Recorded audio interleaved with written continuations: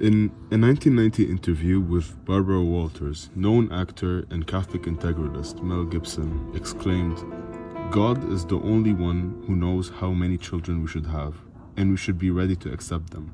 One can't decide for oneself who comes into this world and who doesn't. That decision doesn't belong to us." This quote allows us to peer into the series of fundamental ideas that Catholic integralism entail.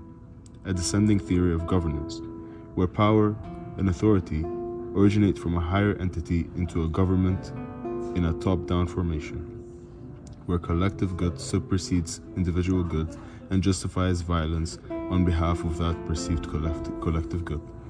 On the other hand, we have Christian nationalism, which is an ideology that idealizes and advocates a fusion of American civic life with a particular type of Christian identity and culture. One would be correct in saying that Catholic integralism and Christian nationalists utilize similar language in regards to the blending of Christian religion and politics. However, we will argue in this presentation that despite the rooted similarity, their philosophical and political conclusions are vastly different because of the values they prioritize. We will be basing this argument in a short analysis of a foundational ideological text such as the Watchman Decree in regards to the Christian nationalism, excerpts from Josiah to Catholic integralism, Unam Sanctam, and a treatise on the Florentine government. Both movements utilize religious language, yet they appeal to their audiences in very different fashions. First, let's talk about Christian nationalism. This movement uses religious language as a form of rhetoric to appeal to a specific population, specifically the American population, often intertwining divine missions with their national identity to appeal to their patriotism. This strategy aligns with what is known as the descending theory of governance, where the divine power to govern is passed from God to the populace and from the populace to their leaders. We can consider the words of Savonarola in his treatise on the Florentine government, where he states, "The council and the civil government, established by God and not by men, have been the instruments of divine will by which the city, through the words of its noble citizens, both men and women, has managed to defend and preserve its freedom." This encapsulates the nationalistic approach, presenting the public as the recipient and agent of divine authority. On the other hand, Catholic integralists advocate for a universalist approach to religious justification. They believe in a top-down hierarchical system mandated by divine law, which is evident in the papal bull Unam Sanctam. Pope Boniface states that it is absolutely necessary for salvation that every human creature be subject to the Roman pontiff. This supports the integralist view that spiritual authority, embodied by the Church, supersedes and dictates temporal political authority. Catholic integralists, like those who support Unam Sanctam, believe that religious and political governance are universally and divinely ordained, transcending national boundaries, in contrast to Christian nationalists, like Savonarola, who use religious concepts to win over the public by appealing to shared values and patriotism. Christian nationalists and Catholic integralists represent two distinct approaches to the interplay of religion, governance, and society. Christian nationalists typically align themselves with a liberal constitutional framework that emphasizes individual rights and freedoms. We decree that our legislative branch, Congress, will write only laws that are righteous and constitutional, according to the Watchman Decree.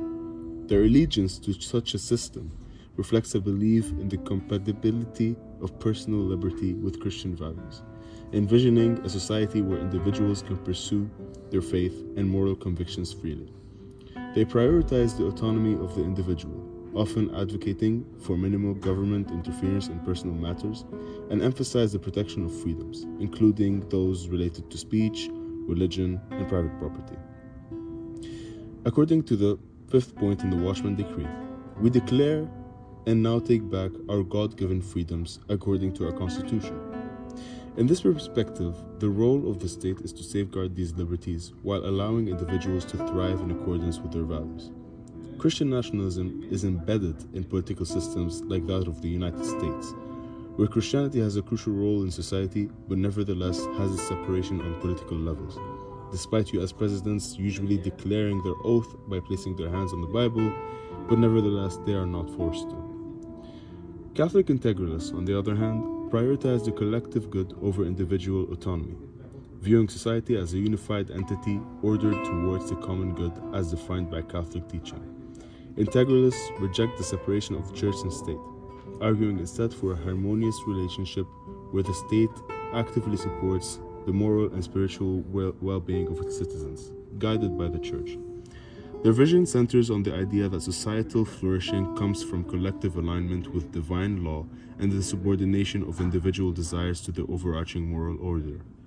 They see liberalism's focus on individual rights as a threat to the cohesion and moral integrity of the society, advocating instead for a system where religious and political authority work together to foster a shared sense of purpose and virtue. This emphasis on a harmony between political and religious order has often been found in fascist regimes in Europe, specifically like the Spanish regime of Franco. Finally, one of the defining differences between Christian nationalism and Catholic integralism consists of their differing views on political violence. While both ideologies consider the right to use violence as ultimately derived from God, their application diverges significantly. Christian nationalism asserts that because of our covenant with God, we are equipped and delegated by Him to destroy every attempted advance of the enemy. Similarly, Catholic integralism holds that the quasi-divine power of political violence, including the death penalty, can only be justifiably exercised by a polity whose authority is explicitly derived from God. In this context, the death penalty serves as a symbolic term for state monopoly of power and the use of coercive political violence.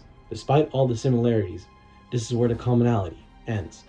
The Christian nationalist movement explicitly justifies the usage of violence in defense of a liberal constitution, a nation-state that integralists would be quick to criticize, viewing the private good of the individual that Christian nationalists would defend as lesser than the better, common, divine good.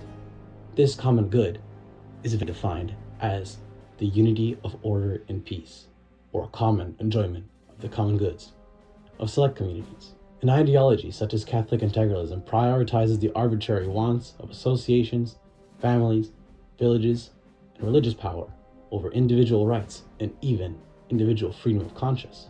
This is best seen in, if they harm this good, they oppose the goodness of their own lives, and the authority can justly kill them. This philosophy creates a framework for fascistic political beliefs. The common good, as defined by the integralists, is in their view a good for which they can order themselves, for which they can give their lives in battle.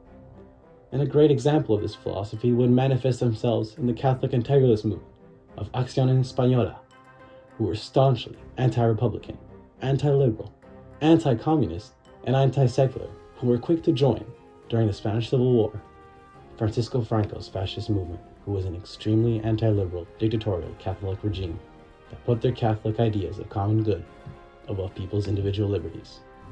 To conclude, Catholic integralism and Christian nationalism, though both incorporating religious language into their political ideologies, fundamentally differ in their values and conclusions. Catholic integralists advocate for a church which dictates temporal politics, emphasizing collective good over individual rights. This sort of model aligns with historically authoritarian regimes that merge the power of the church with the state, like the Francoist regime in Spain. Advocating for a universal religious authority that transcends national boundaries. Christian nationalism focuses specifically on American identity, merging patriotism with Christian values under a liberal constitutional framework that upholds individual liberties. This approach allows for a coexistence of faith and personal freedoms within a political system that values autonomy and minimal state interference. Despite their shared use of religious rhetoric, the underlying principles of governance, state roles, and power application diverge significantly between the two. Catholic integralism's universalist, authoritative stance contrasts sharply with the Christian nationalism's emphasis on individual rights and national identity. These ideological differences not only reflect their distinct historical and cultural contexts, but also have profound implications for the political landscapes they influence. Thus, while both movements speak a similar spiritual language, their core values and objectives lead to markedly different societal and policy outcomes.